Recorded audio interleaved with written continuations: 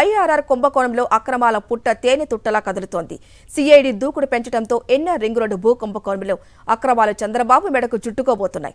IRR కేసుపై దర్యాప్తు పూర్తి చేసిన సిఐడి ఏసీబీ కోర్టులో ఛార్జ్ షీటు దాఖలు చేసింది. సిఐడి దాఖలు చేసిన ఛార్జ్ షీటులో సంచలన విషయాలు బయటకు వచ్చాయి. ఆ అలైన్మెంట్ తమకు అనుకూలంగా మార్చుకోవడం ద్వారా చంద్రబాబు అండ్ పచ్చ బ్యాచ్ దాదాపు 2,000 కోట్ల రూపాయల భూ దోపిడీకి పాల్పడినట్లు సిఐడి ఛార్జ్ షీటులో పేర్కొంది. టీడీపీ ప్రభుత్వ హయాంలో చంద్రబాబు యథేచ్ఛగా సాగించిన కుంభకోణాలపై సిఐడి దూకుడు పెంచింది. ఇన్నర్ రింగ్ రోడ్డు కేసులో విజయవాడ ఏసీబీ న్యాయస్థానంలో ఛార్జ్షీటు దాఖలు చేసింది. ఈ కేసులో A1గా చంద్రబాబు, A2గా పొంగూరి నారాయణలను పేర్కొంది.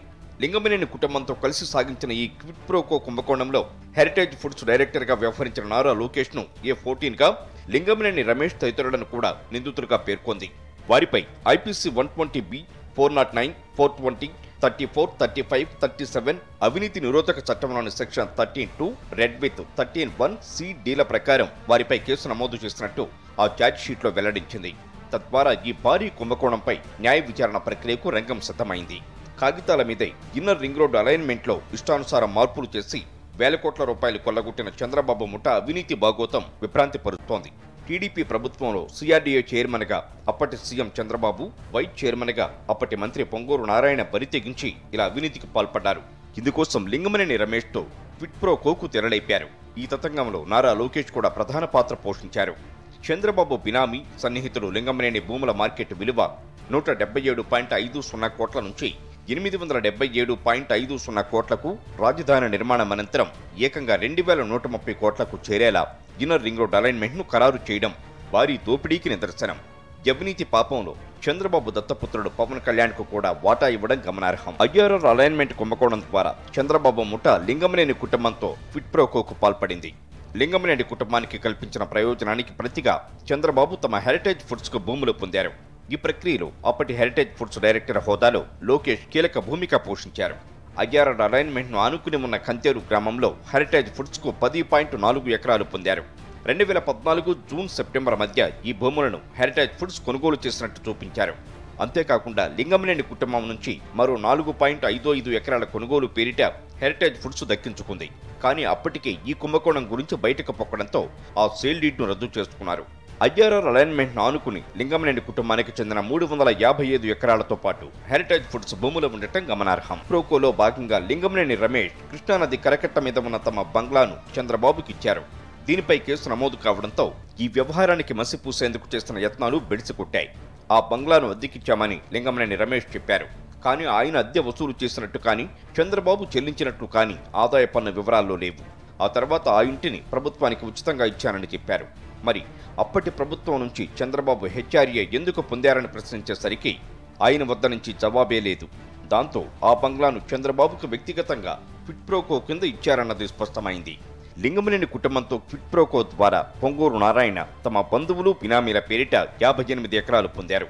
జనసేన అధినేత పవన్ కళ్యాణ్కు కూడా ఈ ఇన్నర్ రింగ్ రోడ్ అవినీతి పాపంలో పిడికెడు వాటా ఇచ్చారు.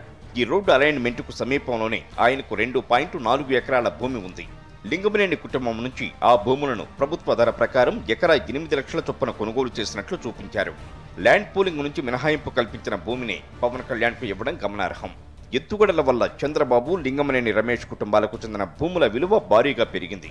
ఇన్నర్ రింగ్ రోడ్ అలైన్మెంట్ ఖరారుకు ముందు ఆ ప్రాంతంలో ఎకరా భూమి మార్కెట్ ధర ప్రకారం ఎకరా 50 లక్షలు ఉండేది. అంటే ఆ భూముల మార్కెట్ విలువ 177.50 కోట్లుగా ఉండేది. ఇన్నర్ రింగ్ రోడ్ అలైన్మెంట్ తర్వాత మార్కెట్ ధర ప్రకారం ఎకరా 2.50 కోట్లు పలికింది. అంటే 355 ఎకరాల విలువ మార్కెట్ ధర ప్రకారం అమాంతం 887.50 కోట్లకు పెరిగినట్టే. ఇక రాజధాని అమరావతి నిర్మాణం పూర్తయితే ఎకరా విలువ స్టేట్ క్యాపిటల్ ప్రాంతంలో 4 కోట్లకు చేరుతుందని ముఖ్యమంత్రి హోదాలో చంద్రబాబు అప్పట్లోనే ప్రకటించారు. ఇన్నర్ రింగ్ రోడ్డును ఆనుకుని ఉన్న భూముల విలువ ఎకరా 6 కోట్లకు చేరుతుందని అంచనా వేశారు. అంటే అమరావతి నిర్మాణం పూర్తయితే ఆ 355 ఎకరాల విలువ ఏకంగా 2,130 కోట్లకు చేరుతుందని అంచనా.